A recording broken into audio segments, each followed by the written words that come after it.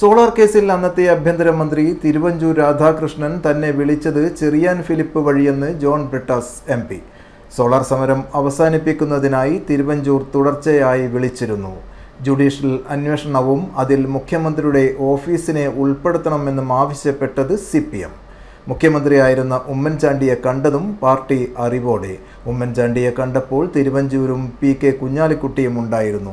മുഖ്യമന്ത്രിയുടെ ഓഫീസിനെ ജുഡീഷ്യൽ അന്വേഷണത്തിൽ ഉൾപ്പെടുത്തണമെന്ന് CPMന്റെ ആവശ്യം ഉമ്മൻചാണ്ടി സമ്മതിച്ചുവെന്നും ജോൺ ബ്രിട്ടാസ് പറഞ്ഞു.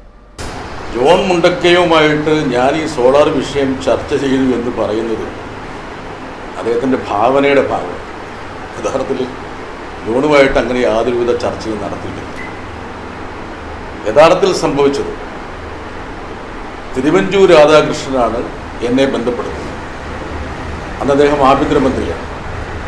അദ്ദേഹം എന്നെ നേരിട്ടല്ല ബന്ധപ്പെട്ടത്. ഇന്ന് കോൺഗ്രസ്സിലുള്ള വളരെ പ്രധാനപ്പെട്ട നേതാവായിട്ടുള്ള കോൺഗ്രസിൻ്റെ മാധ്യമസമിതി അധ്യക്ഷൻ കൂടിയായ ചെറിയാൻ ഫിലിപ്പിൻ്റെ ഫോണിലാണ് ബന്ധപ്പെട്ടത്.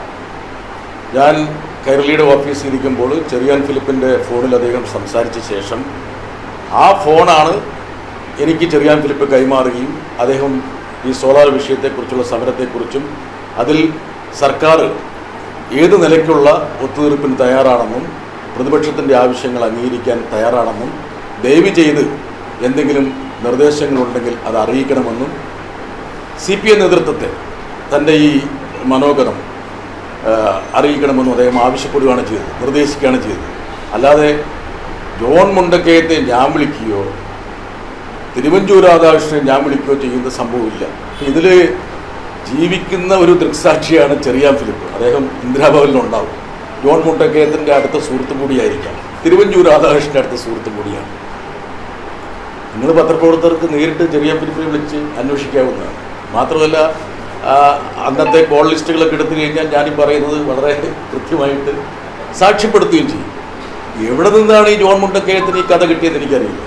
പിന്നെ പലരും പറയാറുണ്ട് വിരമിക്കുന്ന പത്രപ്രവർത്തകർക്ക് ഒരു പുസ്തകമൊക്കെ എഴുതി ഒരു ലൈം ലൈറ്റ് ഉണ്ടാക്കണം, അതൊരു രീതിയാണെന്ന്. പക്ഷേ ആ ഒരു പട്ടികപ്പെടുത്തുന്ന ഒരാളൊന്നും അല്ല ജോൺ മുണ്ടക്കയൻ.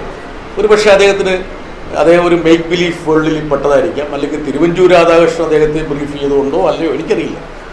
എനിക്ക് അദ്ദേഹത്തിനോടൊരു അലോഹ്യമില്ല. എന്താ കാരണം എന്ന് വെച്ചാൽ അദ്ദേഹം പറഞ്ഞതിൽ പകുതി ശതമാനം ശരിയാണ്. അപ്പം ഒരു പത്രപ്രവർത്തകൻ ഇന്നത്തെ കാലഘട്ടത്തിൽ പാതി ഭാവമെങ്കിലും വസ്തുത പറഞ്ഞ സ്ഥിതിക്ക് അദ്ദേഹത്തെ അനുമോദിക്കുകയും ചെയ്യണം.